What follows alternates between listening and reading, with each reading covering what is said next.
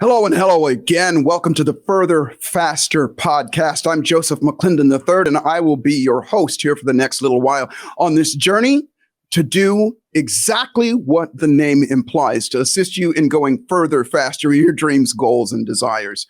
And today I'm super excited. I'll start off by saying this. Without question, the vehicle that you choose on any journey or voyage that you go on will definitely influence and make an impact on how quickly you get there and the quality of the journey that you take. Now, obviously, the vehicle that we're talking about today is that body of yours. And though we didn't have a choice in which body we get, we do have a choice in how we take care of it to help us go further, faster. And my guest today is Dr. Jerry Tennant. And I'm just going to tell you, the man is, in my personal opinion, a legend in the field of healing and assisting people in getting the best out of themselves. So grab a pad and paper and get ready to have your mind blown, because this is going to be an episode that you're going to want to take and use as we go further, faster. So I'll see you back here in just a moment.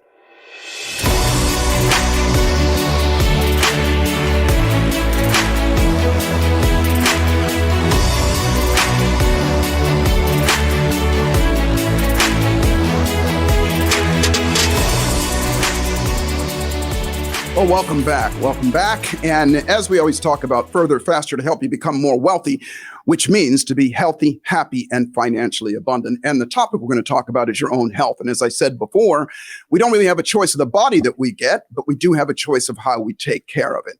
And my guest today, I first met Dr. Jerry Tennant, I want to say about 4 years ago.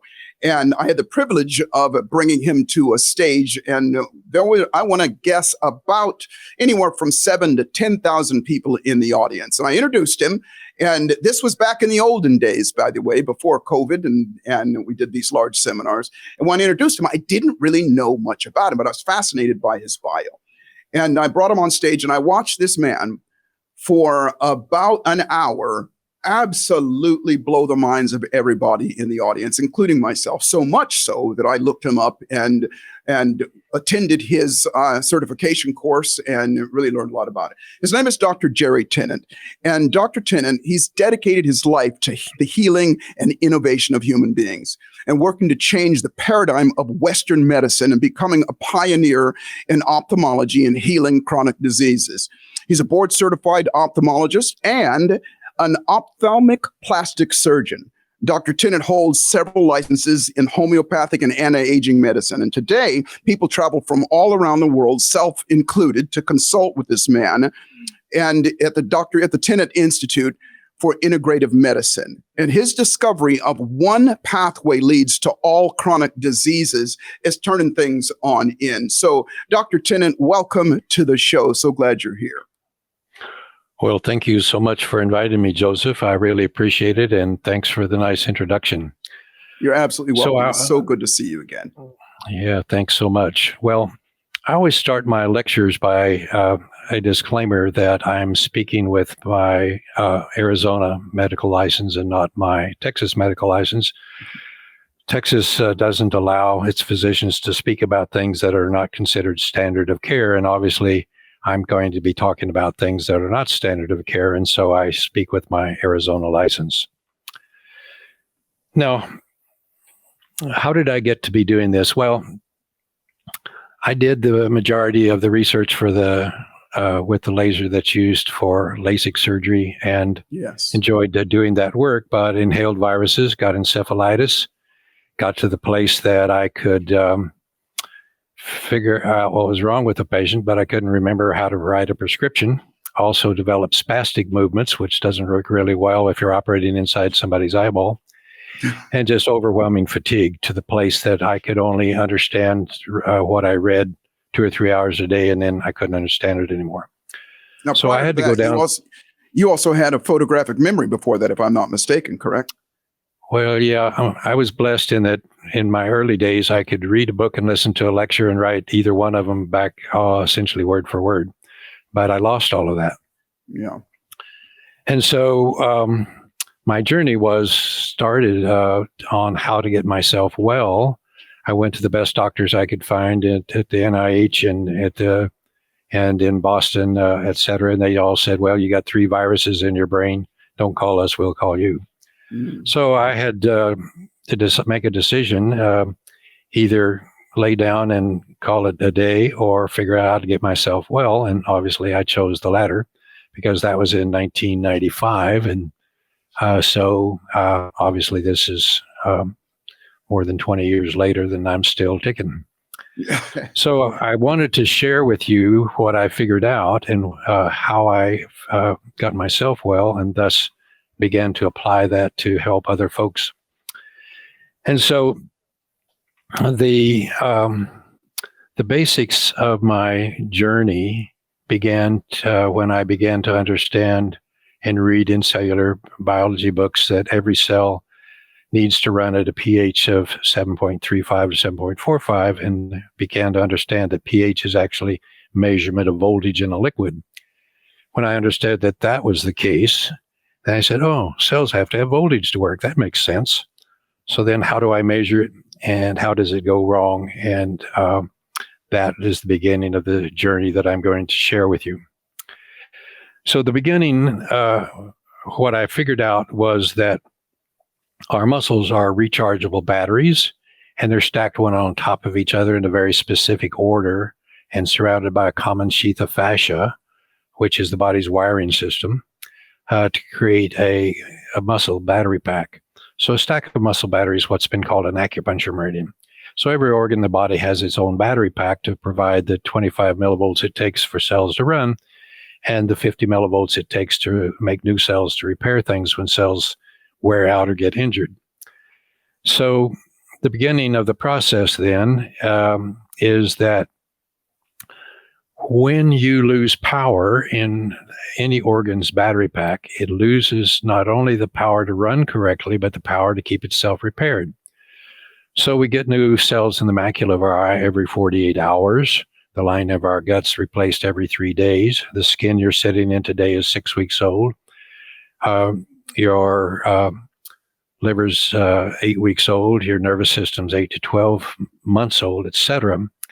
And so the issue then is that when we lose power in one of our circuits, then we can no longer make cells. And so let's say, for example, your heart has lost its power and it's trying to run on power it borrows from the next door neighbors.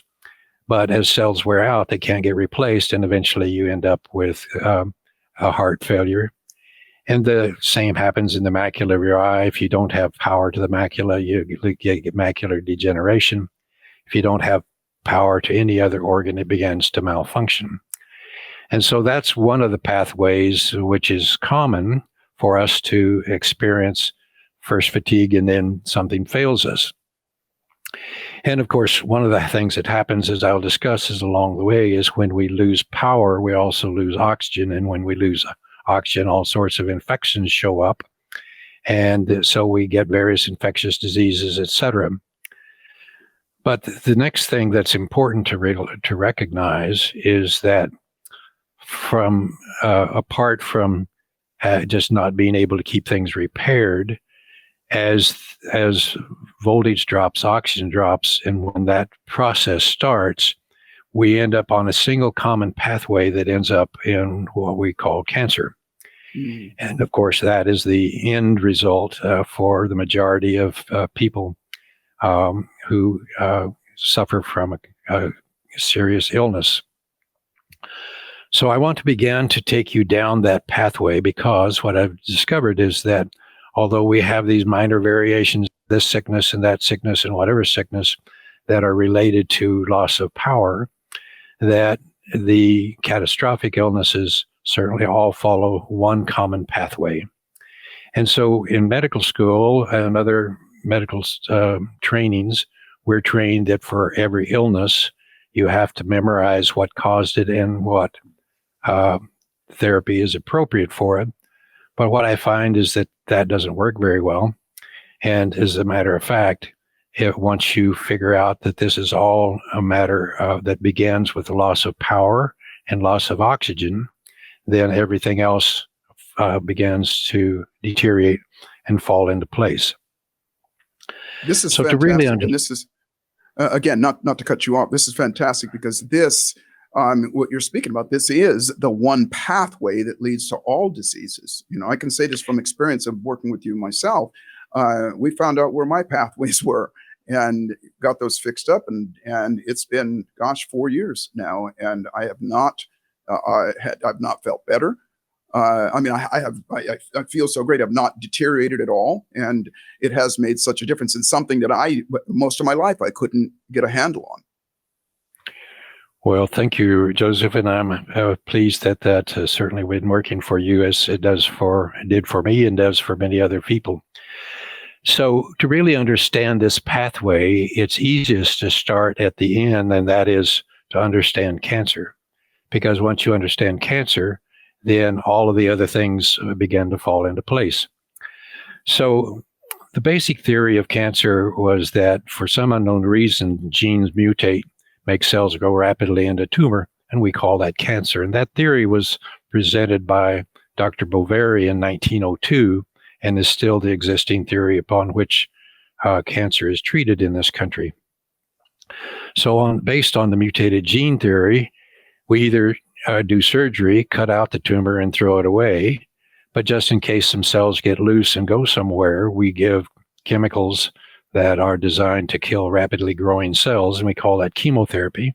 Or we use radiation, which kills anything it touches.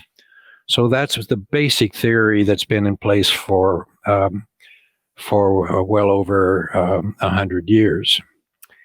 Well, that theory is really not working very well. If we look at data from the American Cancer Society, we see that these therapies basically reduce death from cancer by somewhere in the neighborhood of 1.3%.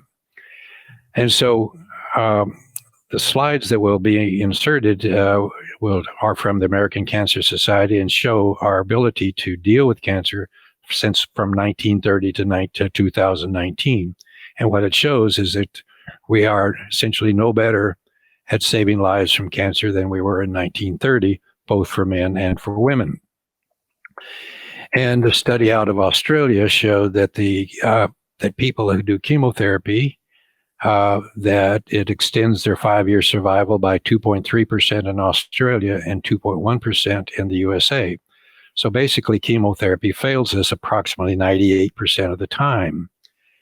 Well, the theory that is now being supported by recent studies showing that normal cells do not become malignant, only stem cells do, was presented in 1838 by a chap named Johannes Müller.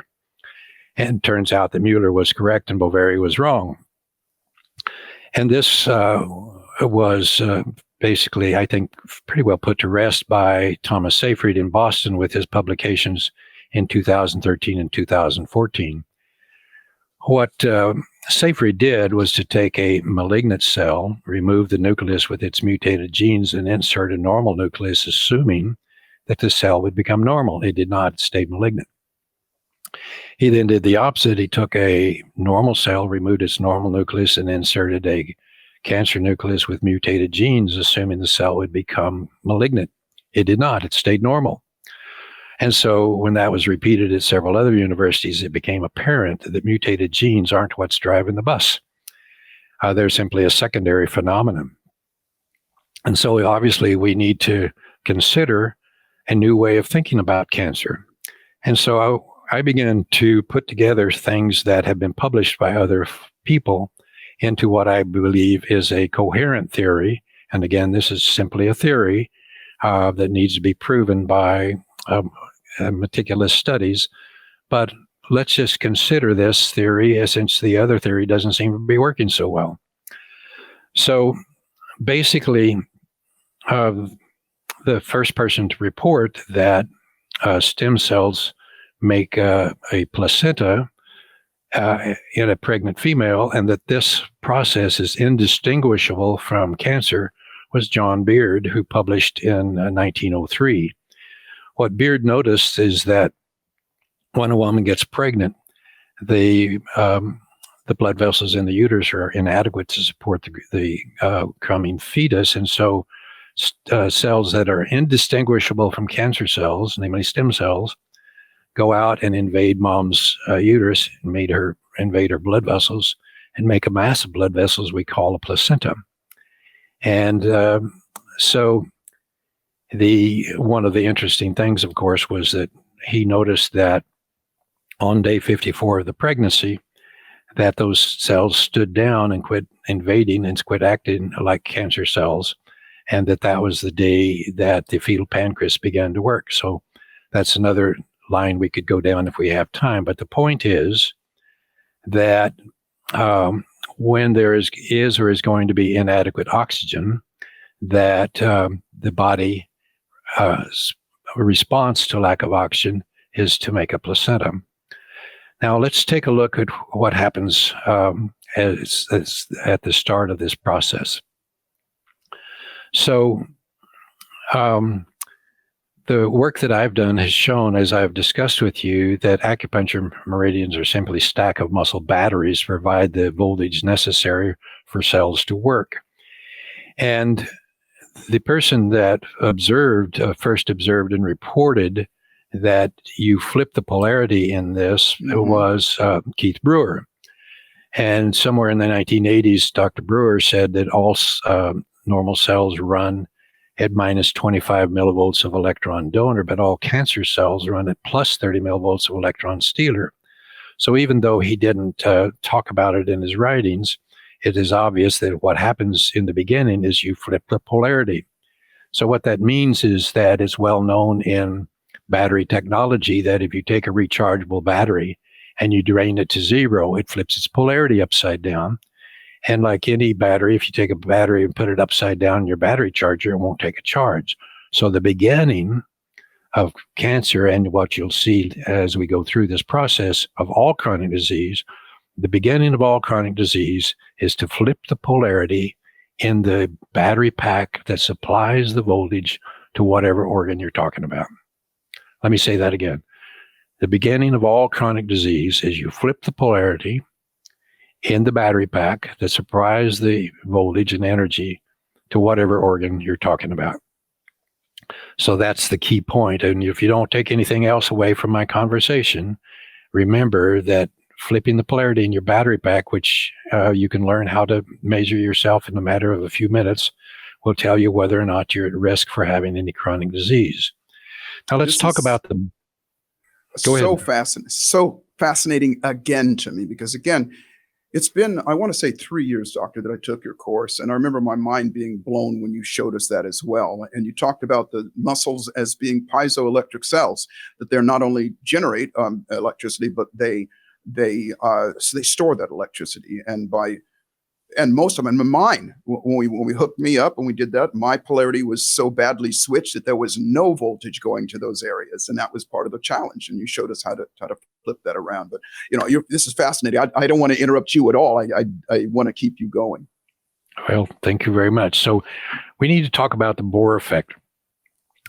So what Christian Bohr published and realized is that first of all, let me say something that's a little bit of an anomaly, and that is that the business part of the lungs, where you exchange oxygen, is actually on the same circuit as the heart. So it's on the heart circuit, whereas the trachea and the bronchioles are on the lung circuit. So in order to attach oxygen to hemoglobin in your lungs, you have to have 34 millivolts in your heart circuit. And so if you don't have 34 millivolts in your heart circuit, you can't attach oxygen to hemoglobin. So you put that little gadget on your finger and it says, okay, your oxygen saturation is, say, 98%. You think, oh, well, all's well and good. But no, let's see, what we've seen recently in a lot of the respiratory diseases is that number drops to 80%, 70%, and even down into the 60s. And so you go to the hospital and they start blowing oxygen into your lungs. Well, guess what? It can't hook on to the hemoglobin to carry it out to your tissue because you don't have 34 millivolts in your heart circuit. So an easy fix is to simply insert voltage into the heart circuit using some of the technologies we've developed. Yes. So, for example, one of my friends went to the hospital And he said, I don't want it intubated. I don't want this. I don't want that. And they said, well, we'll put you in this room over here till you die. So he called me, and well, we had him plug in on his wrist with the biomodulator device into the heart circuit. And so in one day, he went from oxygen saturation of 60 to the next day he was at 70, the next day he was 80, the next day he was 90, and they sent him home. And now, by the way, he's lives in Utah, and he's back climbing mountains up in the hills or the mountains of Utah with no oxygen. So again, it's an easy fix if you understand Bohr's law, which, by the way, is taught in the freshman class of every medical student. So now, what you have to remember is when you put that thing on your finger, it's just telling you how much oxygen is on board the red cells. It has nothing to do with how much is available to your tissue, because when it gets out to the tissue, the voltage has to drop to 11 millivolts for it to come loose. So you can have a 98% on your finger and be 80% deficient at your tissue. So how does it come loose? Well, out in your red blood cells, you have a thing called the carbonic acid system, which basically uses what amounts to baking soda to convert the CO2 that your cells make into hydrogen. And the hydrogen is capable of dropping the voltage to 11 millivolts, and thus the oxygen can come loose, and now you can use it. So one of the most effective treatments for all chronic disease is baking soda. Go figure. Yeah, go figure. So it costs about 40 cents to help get you enough oxygen. And of course, lack of oxygen with lack of voltage is the root of all chronic disease. Now, let's look at... Go ahead. We're going to take a short break here just for a second. We're going to take a short break. And when we come back, please tell us a lot more, if you will, about how you've come around to recognizing that anybody can use these processes to change where they are to where they want to go. We'll be right back.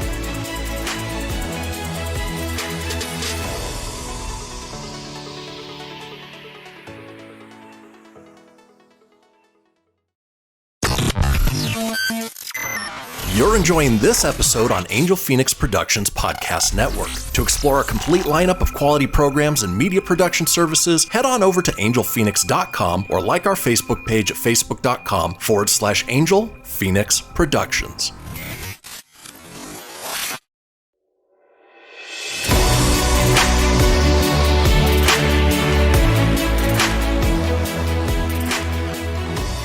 Now, in 1931, Otto Warburg, a German researcher, showed and actually got a Nobel Prize for showing that you cannot get cancer unless the oxygen levels in tissue have dropped.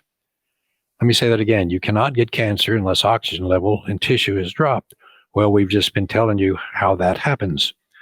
So now, you have to understand the role of fungus on the planet. The reason we have fungus on the planet is to convert dead organic material into dirt. So all plants and all living animals contain fungal spores that are asleep. But once oxygen drops, those fungal spores wake up and start putting out enzymes, and their job is to convert and dissolve and turn organic material to dirt. And that's exactly what happens in the humans. So again, you lose voltage, you lose oxygen. When you lose oxygen, fungus always shows up and starts its job. So let's say you've lost voltage and oxygen in your liver. The fungus doesn't know the rest of you's okay, but it's going to start trying to turn your liver into dirt. And so when this process begins to happen, then the stem cells get the signal, hey guys, we've lost oxygen over here, and we're in the process of being turned into dirt. Please help. So those stem cells go nearby, invade blood vessels, and make a mass of blood vessels to bring in more oxygen. And so basically this is exactly the same process that happens in a pregnancy. And so all cancers are really just placentas trying to overcome the lack of oxygen. Wow. And another thing that helps support that is that all placentas in pregnancy and all tumors all cancer, solid tumors create the hormone of pregnancy called chorionic gonadotropic hormone. So again, cancer is a placenta. Now, so what you see is then the fungus turns dead leaves, dead animals, etc., to dirt, and it tries to do that in any and all chronic diseases. So the fact that cancer is associated with fungus was reported extensively by Tullio Simoncini, a Roman oncologist, who showed that if you can visualize a cancer, like if it's in your rectum and you can put a scope up and look at it, all cancers are covered by a white substance. And when you look at that substance, it's candida. And so now you have the final battle is you have because of lack of oxygen and lack of voltage, you've got fungus trying to turn one of your organs to dirt, and you have a placenta, namely a tumor, trying to bring in more oxygen, and whichever one wins that battle determines the outcome of your fate. So basically, what you have to do when you have this kind of problem is that you simply start reversing that. And so remember that the beginning of this whole process to all chronic disease begins with losing voltage. And if you lose a little bit of voltage, you're tired and you can't keep things repaired, and you get other kind of miscellaneous illnesses along the way. But as voltage drops more, you begin to lose the oxygen. And so now what you see is that voltage and oxygen are integrated together. And as that happens, as you lose the oxygen, fungus shows up to try to turn you to dirt. You make a tumor, and that tries to overcome the fungus and turn the fungus back into spores. But that's not going to happen until you flip the polarity of the muscle battery packs back to normal. And so basically this, as I told you at the beginning of this conversation, if you learn how to measure your polarities, which you can easily learn in a matter of just a few minutes, using just your hands, you can notice the spots on your body you touch and see if it makes you go weak. You know if your polarities are flipped, and then you can simply use the technologies we've developed. One of our devices put out scalar energy, which will flip the polarity back to normal. One of our devices puts out electromagnetic energy, which will recharge your battery pack. Once you've recharged your battery pack, now you can begin to control your oxygen levels, and you have the power to make new cells that replace the cells that are damaged. And remember also that to make a new cell, you have to have not only the voltage, but all of the stuff it takes to make one. I always say, if a tornado tears down your house, you can't replace it with doorknobs and bathroom tiles. You have to have those, but you have to have all the other parts to make a good house. And so it is with nutrition. And so we've developed a system where if you make a smoothie in the morning, you have everything you need to make new cells, and whatever else you eat that day is just for fuel. So that makes it simple as well. And then, of course, it's great to be able to quickly get rid of the toxins. And we have figured out how to eliminate toxins electronically rather than go through the chemistry process of doing detox is long, laborious, and hard, but one can fairly easily do it electronically. So in summary, what I've tried to share with you in the few minutes we've had today is the fact that all chronic disease begins with flipping your polarity and losing voltage in that circuit, and everything else goes downhill from there. Spectacular. Thank you so much. And I'm going to give my feeble attempt at summarizing that as well. Not enough voltage, not enough oxygen. Not enough oxygen, your body's trying to turn you to dirt. And the way around that is, and I'm going to say this, that it's been my experience with the apparatus that I use religiously and have since I met you. It's coming to your clinic, coming to your institute is really a one-stop place to get not just yourself checked out, but get yourself on the type of a program that is easy to maintain And the machines know, and the supplements know exactly where to go and what to do. It's not that complicated when it comes down to it. Put this on your body, put this in your mouth. And again, I'm oversimplifying that. But doctor, how can people find you? How should they? Because I know you've got so much information online and your institute and everything. Share everybody a little bit about how they can find you and get involved with getting themselves their polarity flipped and on the right track. Thank you. Well, our clinic is in the Dallas-Fort Worth area in a suburb called Irving, Texas. And so our address is 9901 East Valley Ranch Parkway, Suite 2000 in Irving. Our phone number is 972-580-1156. And our website is tenantinstitute.com. And then, as Joseph has mentioned, we encourage people to come to our training seminars, which we give several times a year, mostly here in the Dallas area, because then we can teach you how to look at things through these eyes. And my goal is to teach you enough so that you can go home and keep yourself well, so you don't need me anymore. I want people to be self-empowered to keep themselves and their family well. What a novel concept, which is the antithesis of modern medicine. And so listen, thank you so much. And everybody listening and watching, what I encourage you to do is to take this information, listen to this again and again, and recognize that what this man has done in his, not just healing himself, but thousands and thousands of people that he's helped heal, himself included.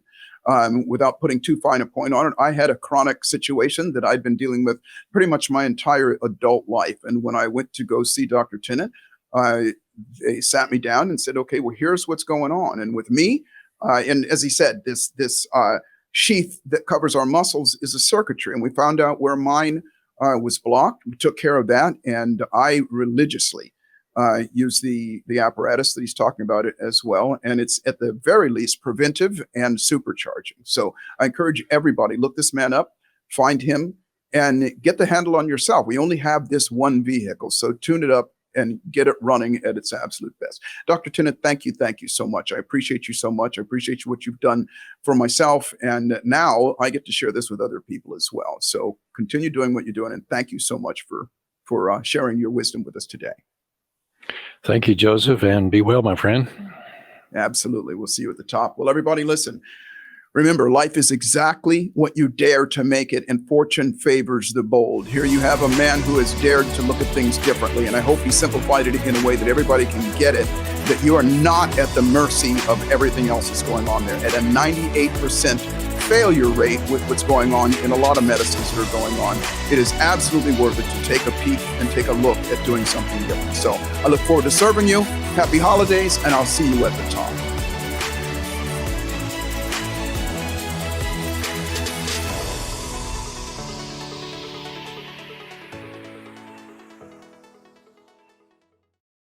This podcast was a production of Angel Phoenix Productions. Explore more episodes of this show or other great shows on the Angel Phoenix Podcast Network by visiting angelphoenix.com. The views expressed in this show do not necessarily represent those of Angel Phoenix Productions or its advertisers, and may contain language that's unsuitable for younger listeners.